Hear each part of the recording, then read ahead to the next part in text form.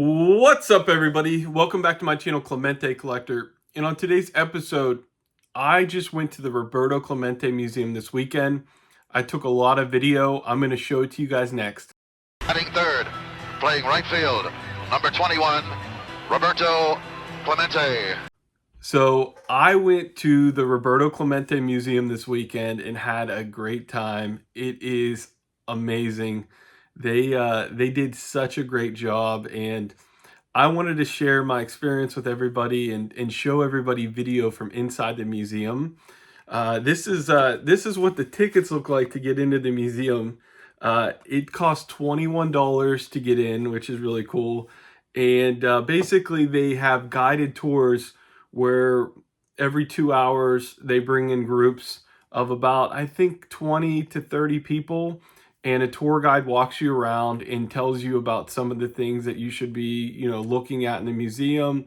And then at the end, they give you time to kind of walk around yourself and look at everything. There's just so much in there. It's actually a little bit overwhelming. You actually need a lot more time than the time that you have in there. There's just so many different contracts and just photos and just different things like that of Clemente to just look at. But I'd love to go back again, look a little bit closer at certain things I didn't get to. But a little bit of background on it is the museum is in a old fire station in Lawrenceville, Pennsylvania, which is not far from Pittsburgh.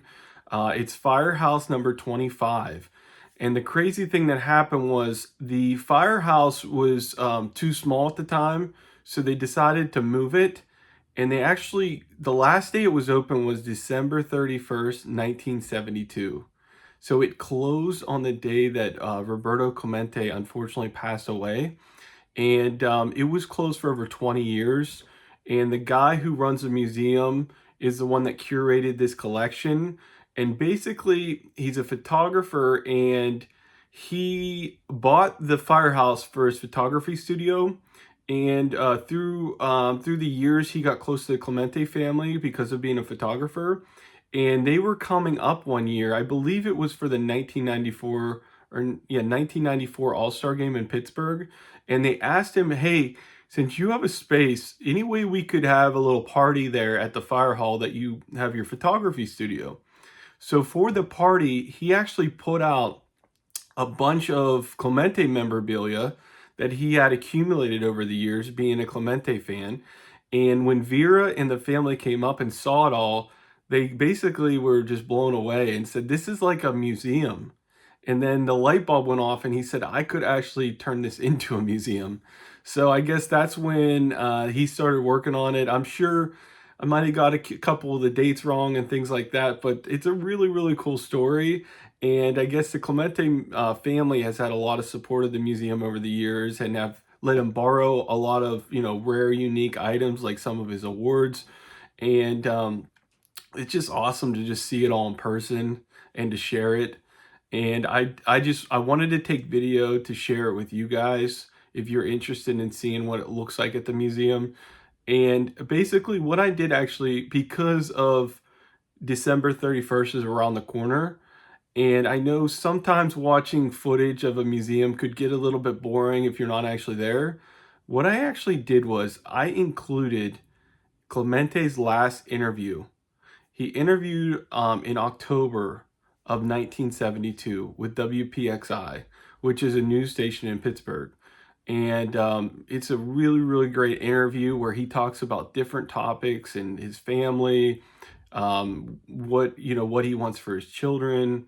Just anything and everything was discussed in this interview. And I just thought, why not play the interview while I show you guys footage of the museum? And I think you guys are going to really enjoy this. Part of the museum tour is there's a showcase of Clemente cards, and they're all very, very high grade Clemente cards. And basically the collector was collecting, kind of like a lot of us do, by himself, and nobody was seeing the collection. And the museum reached out to him and said, hey, would you mind letting us show your cards here? And that's what he's done. So without further ado, I hope you guys enjoy this. I want to wish everybody a Merry Christmas and a Happy New Year. and I'll see you guys on the next one. Enjoy.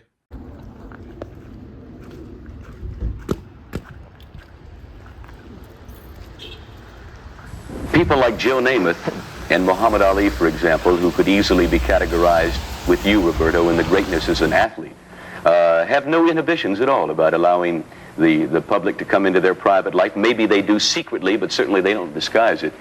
How do you feel about athletes like Namath and Ali, for example, whose exploits the whole world knows about?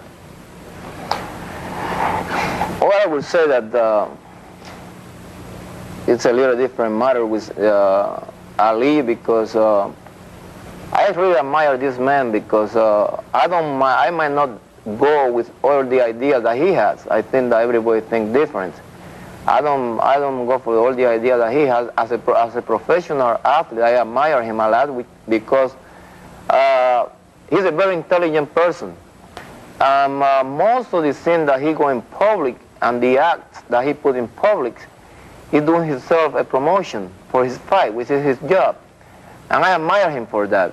Namath, the nation make him an idol, and they trying to they make him a playboy and a lover boy, which this is something that had to grow in the person also. And I don't say one thing or the other, because as long as they do their job, that's their business. But to me, I cannot be like that. I gotta rest. I had to rest as much as I can. And I think that to me it's a little different story, because I think that I belong to the minority group. I am Puerto Rican, I'm black, and I'm between the worlds.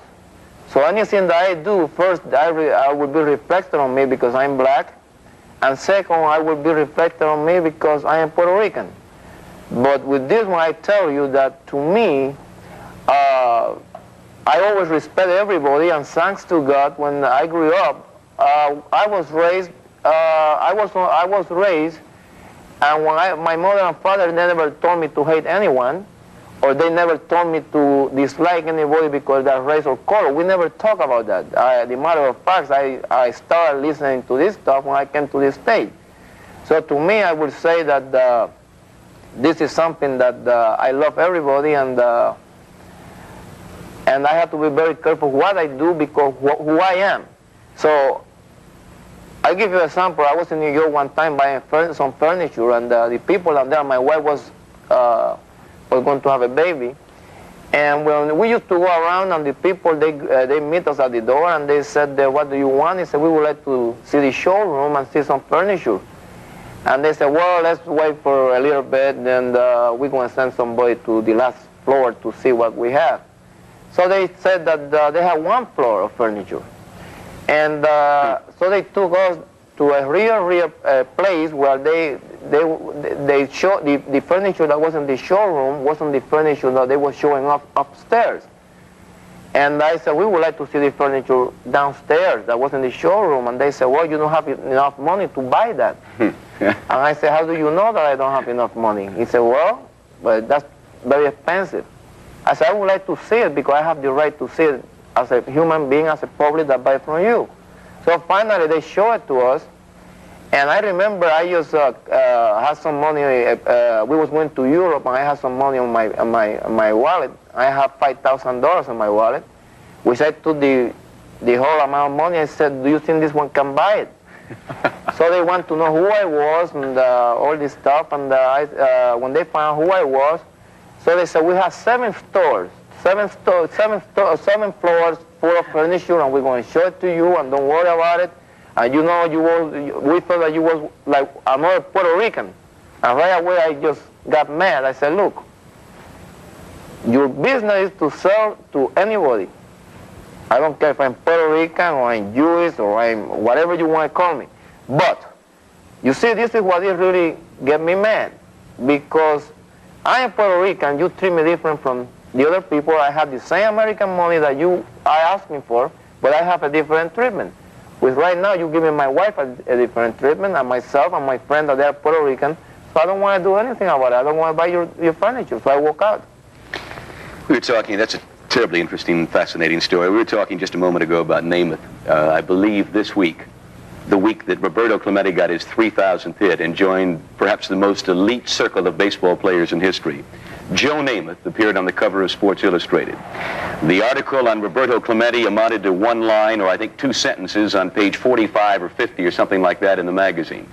And it really graphically portrays what you have talked about for 18 years, that if you don't live in New York or Los Angeles, no matter how great you are, you don't get the kind of exposure that the other athletes do. Well, Sam, my problem with me is this, that see, when I started playing in 1955, the players, they couldn't open their mouths. Because I remember that lots of players, they were sent to the minors because they opened their mouths. And the organization, they didn't like the way he spoke, or something like that, they shipped him down.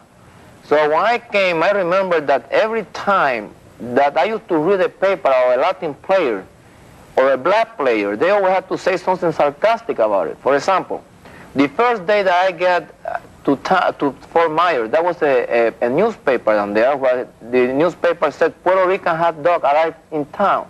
So now, these people never knew nothing about me, but they knew I was a Puerto Rican. As soon as I got to camp, they told me of a Puerto Rican hot dog. Now, this is something that I refuse to admit, and I talked to some of the Latin players, which at that particular time they was in the major league, and they told me, Roberto, you better keep your mouth shut because you know they will ship you back. I said, I don't care one way or the other. If I'm good enough to play here, I have to be good enough to be treated like the rest of the players. So I don't want to be put in the bathroom because I came here, I'm from Puerto Rico. I want to be right there in front of everybody.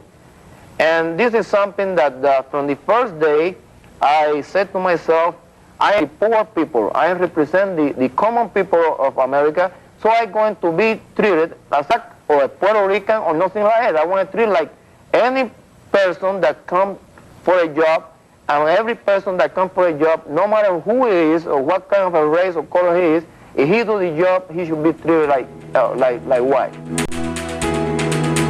You have admired for a great many years the late Martin Luther King. You knew him, and you knew him quite well. Is it not true that you believe that in many ways he kind of changed the entire lifestyle for the American black? I believe that this man not only changed the style of the American black, I think he changed the life of everybody. When Martin Luther King started doing his work and campaigning, and you know, we used to go to the South. You know, we used to travel in a station wagon because we could not eat where the white player used to eat. Now, we are in Florida, not too far from Puerto Rico, and you see the white player go to a restaurant and they said, fellow, do you want anything to eat? Now, we are sitting in the back of we are sitting in the bus. We didn't go sitting in the back of the bus, but we were sitting inside the bus. And I remember I told a fellow, one of the players, I said, look, if you ever accept anything from anybody from that restaurant, you and me, we're going to have it. We're going to have a fight because I think it's unfair. If this is the way it's going to be, this is the way we're going to suffer. So now I don't want you to, none of you fellows, to eat anything. So we start right there until I talked to Joe Brown. I said, this is it. I don't travel no more with the bus. If we cannot eat where the white player is, I don't go with the bus. So Joe Brown said, well, we're going to get a station wagon for you fellows to travel. And then we was traveling in a station wagon. And when Martin Luther King started doing what he did, he changed the whole system of the American style. He put the people, the ghetto people, the people that don't have nothing, they don't have no saying in those days, they start saying what they would like to say for many years that nobody listened to. Now these men, these people come down to the places where they're supposed to be ignored and they don't want them, and sit down there, and peaceful-wise, they call the attention of the whole world. Now that wasn't only the black people, but the minority people. The people that doesn't have anything and they don't have nothing to say in those days because they don't have any power, they start saying things and they start picketing and they start doing what they thought for a long time that they should have it coming. And that, I think that the reason that I said he changed the whole world, because even in Russia, you saw after what happened in Russia that the kids were picketing in schools. And this is something that never happened before and in the States and also in Europe. Bobby, at 38 years old and 18 years in the major leagues and having accomplished just about everything there is to accomplish in baseball, I guess the thought enters your mind that one of these days it's going to be all over. Do you have any idea now when it will be over, and when it comes, what are you going to do with your life? What would you like to do? What I would be, I tell you the truth, I never think about that. People always ask me, how much money do you have? What's going to happen to you? Are you secure? I don't worry about that, Sam. The only thing I worry is about being healthy. If I can live, if I can, for example, have my health, I could work. I don't care if I'm a janitor. I don't care if I drive a cab. As long as I have a decent job, I will work. I know like some of the fellows that they've been rich and they lost everything that they have and they kill themselves because of the money. So to me, I can be a person like me today that I'm making pretty good money, but at the same time, I live a life of a common fellow. I'm not a big shot. If you go outside the ballpark, you're never going to see me trying to put a show or try to call the attention for anybody, because that's the way I am. I'm a quiet fellow, and you see me with the same people all the time. If you want to be my friend, you got to prove to me that you want to be my friend, and you want to be aware that I need lots of time when I play baseball. Now, in the winter time, we can be as long as you want to be with me in the winter time, we can spend as much time as you want to be. But in the summertime, then we have to cut it short. So I would say that I don't worry about what I'm going to do after I start playing baseball. Probably I will stay in some capacity in baseball. And but I said to you, I don't worry one way or the other. I just worry that I be healthy, I live it long enough to educate my sons and make them respect people. I respect them. And this is something that to me, this is my biggest worry, is to live to my kids to be a person, everybody, when they look at them, respect them, and they vice versa, they respect the people. Bobby, what do you want for your two sons, three sons, really? What do you want for them out of life? I want them to enjoy life the way I enjoy life. I love people, and I love the minority people. I love people that they are not big shots. I like common people. I like workers. I like people that suffer. Because these people, they have a different approach of life, of the people that they really have everything in life, that sometimes they get bored because they have everything and they don't know what suffering is in life. So I want my kids to suffer. I want them to have what they're supposed to have, but I don't want them to be rich. I want them to be people like the normal people in America and the normal people in the whole world. Bobby, I can only say 30 minutes has gone like 5 minutes, and thank you for making it perhaps the most memorable 30 minutes of my life in this business. I greatly admire you, and I know I speak for everybody watching this program and everybody who has ever known a thing about Roberto Clemente, not only as a baseball player, but as a man. You are a great tribute to society, to America, to Pittsburgh, and obviously to Puerto Rico. And I wish you good health and good luck, and thanks for all the great memories. Well, Sam, I just have to say that the biggest tribute paid to me have been paid by the Puerto Rican people and the Pittsburgh fans. I said before, and I'm not trying to make a big issue out of this, but these people have been wonderful to me, and I think they have pushed me to accomplish what I have accomplished, because by the way they treat me, I said that the only thing I have to do is to try to sacrifice myself more and try to pay them with the same tribute that they pay me. God bless you. Thank you very much. Roberto Clemente.